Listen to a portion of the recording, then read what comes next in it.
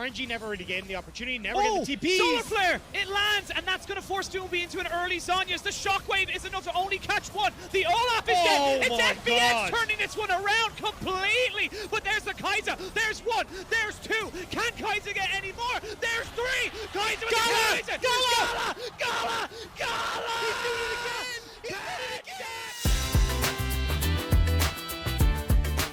Welcome back to the Weekly Riff Review. I'm Frankie Ward, and that play right there is why you don't give RNG's Gala Kaiser.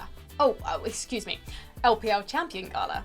But before we jump into the LPL finals, remember to follow LoL Esports on Twitter to catch all the latest news in real time.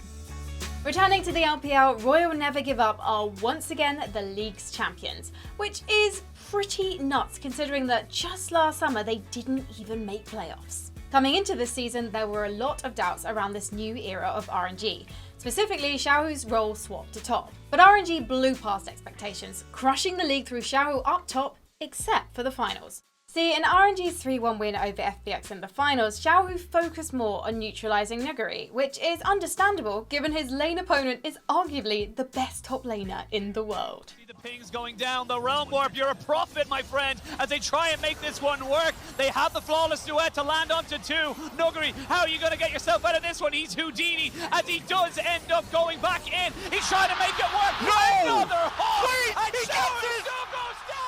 Instead, it was RNG's young AD carry Gala who took over the series, earning himself Finals MVP. And for good reason. You already saw his pentakill, but that was just one of the many outplays he made that night. Where TN is. And flash forward, but he flashes away. And LWX is trying to flash up on top of him. He gets to jump down on top of it. One more auto attack for Iden. He's AD carry. They're doing it in the line. Oh my god! It's Gala! And the Ferromancy comes back down. Get him! The shield of Daybreak! And Christmas nowhere to go! The bot lane double kill! Gala! But we can't talk about Gala shredding through FPX in teamfights without mentioning his star support Ming, who was the one finding all the crazy engages in order to start those fights where Gala and the rest of RNG popped off. And they will get it. Nuguri has TP. Oh, wait! Showstopper, there's the TP coming in though, it's a double TP. It's going to be an all-out brawl as Doomby is dead. LWX flashes, but Gala says I can flash two! And there's two! There's three! It's going to be four! RNG winning an LPL final through the bot lane. I guess some things never change. Congratulations to the LCL's majestic pink champions Unicorns of Love, who made history by becoming the first team to win 4 LCL titles in a row after beating Crowcrown 3-1 in the finals last Saturday. I'd say I'm surprised given they entered the playoffs as the lowest seed, but Unicorns of Love winning the LCL just seems normal at this point. I mean, come on, the Unicorns have won every single LCL split since joining the league in summer 2019. But Unicorns of Love couldn't have accomplished all of this without top laner Boss, jungler Ananasic, and mid laner Nomans, who've become the team's championship core. Ananasic even won Finals MVP on Saturday, disrupting the jungle meta with his pocket pick Kha'Zix. Макса, драка 5v4 превращается в уничтожение, потому что Номадс работает, и мидгейм этот Сайлос выполняет большое количество дел. Двоих забирают Кинзмана, Лоха пытается выйти, а вот Грифон уже из никуда не выходит, Ранас по изолированной цели. Дамажа до сих пор очень много, трипл килл. Setting up most of the Unicorns' plays though was their support Santos, who practically saved the team from a Game 4 loss through a creative Alistar flank. Здесь косты, ульта пошла по боссу и по Ананасику. Босса забирают, опять он не успевает дать ни флэш, ни ульт. Unicorns of Love растаяли в этом плане, но играют по Нурхолли, избирают его, драка продолжается, а Mighty Dragon сам ошибся, флэш не успел нажать. The king of the CBLOL finally got his crown back. That's right, brTT is once again the CBLOL's champion. The Brazilian legend earned his 5th title last Saturday with Pain Gaming, who took down Vorax 3-1 in the finals, clinching the final spot at MSI. Determined not to lose in the finals for a second time in a row, brTT took over teamfights as Jinx this series, forcing Vorax to ban the AD carry come Game 4. Pois é, deu TP aqui o robô, iniciação da Vorax, o FNB joga todo mundo na parede, mesmo assim não tem eliminações por enquanto, o brTT lá atrás rebatendo com tranquilidade, já garante pela eliminação, tá livre, acabei de comentar, é um bate pra cada lado do Super Mega Beast, não elimina agora o FNB, o Wolf acaba ficando pra trás e é double kill no brTT, vai tentar perseguição ainda no anime, se acerta a lentidão, será que o Carioca vai? Usou o curar, olha o triple, olha o triple, olha o triple, triple kill!